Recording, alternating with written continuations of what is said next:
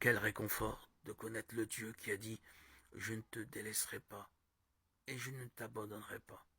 Hébreux 13:5. Dieu est toujours près de ceux qui croient en lui pour les réconforter. Béni soit Dieu, le Père de notre Seigneur Jésus-Christ, le Père plein de compassion et le Dieu de tout réconfort. Il nous réconforte dans toutes nos détresses. 2 Corinthiens 1, 3, 4. Dieu, qui ne peut mentir, a promis d'être à nos côtés dans nos détresses. Si tu traverses de l'eau, je serai moi-même avec toi. Si tu traverses les fleuves, ils ne te submergeront pas. Si tu marches dans le feu, tu ne te brûleras pas. Et la flamme ne te fera pas de mal. Ésaïe 43, 2.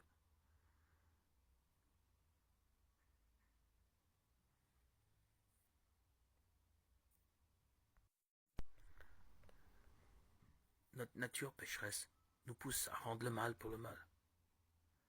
Et Jésus nous a appris au contraire. Mais moi, je vous dis de ne pas résister aux méchants. Si quelqu'un te gifle sur la joue droite, tends-lui aussi l'autre. Priez pour ceux qui vous persécutent. Matthieu 5, 39, 44. Jésus insultait et ne rendait pas l'insulte. 1 Pierre 2, 23. Nous devons nous conformer à son exemple et ne pas rendre l'insulte pour l'insulte, même si nous avons été trompés. Les croyants doivent faire du bien, même à ceux qui leur font du mal. À noter que cela ne veut pas dire que nous ne devons pas faire appel à la justice des hommes en cas d'abus, d'escroquerie, mais que nous ne devons pas le faire par désir de vengeance.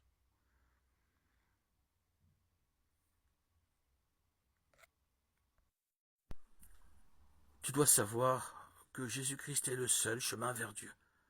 Je sais que cela semble simple, mais beaucoup de gens croient encore qu'il existe d'autres chemins qui mènent à Dieu, ou d'autres moyens d'atteindre le salut.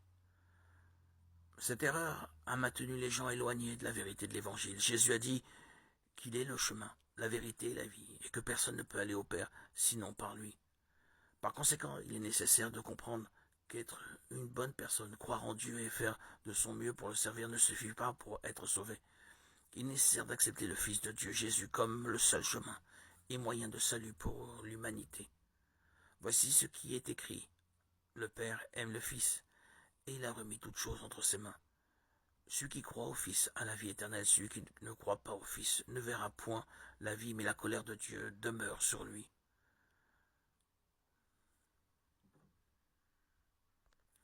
Vous devez recevoir Jésus comme votre seul Seigneur et Sauveur pour habiter au ciel. La Bible nous montre que la musique est très importante pour le peuple de Dieu, car c'est à travers elle que nous adorons le Seigneur pour tout ce qu'il est et fait dans nos vies. Et le roi David était sans aucun doute le plus grand musicien de toute l'histoire biblique. La plupart des psaumes qu'il a composés ont été initialement écrits, non pas pour être lus comme nous avons l'habitude de le faire, mais plutôt pour être chantés. Voyez ce qu'il a dit au début du psaume 33.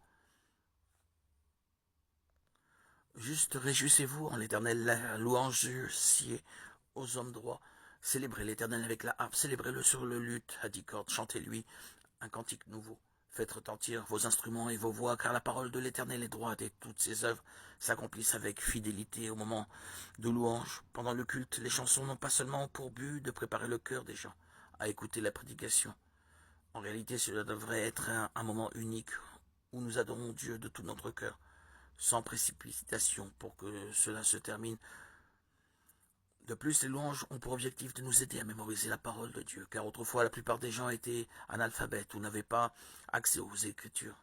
Ainsi, observez l'ordre que Moïse a donné à la nation d'Israël peu avant sa mort.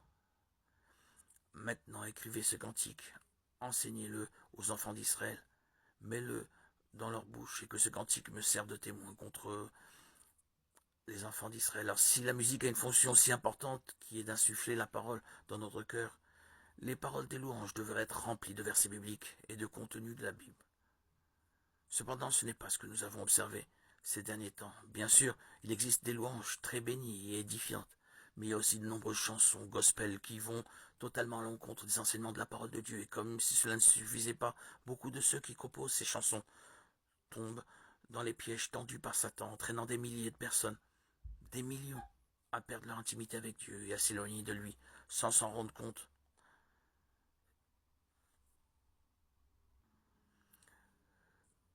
Faire de fausses louanges peut causer dans la vie des enfants de Dieu de gros dégâts. Si ces louanges ne sont pas dirigées vers Dieu, si elles sont justes pour enflammer les cœurs et exalter la chair, ce n'est pas ce que Dieu attend de nous. La musique qui n'est pas dirigée vers Dieu appartient au diable. Toute personne qui les écoute est prisonnier des filets de Satan.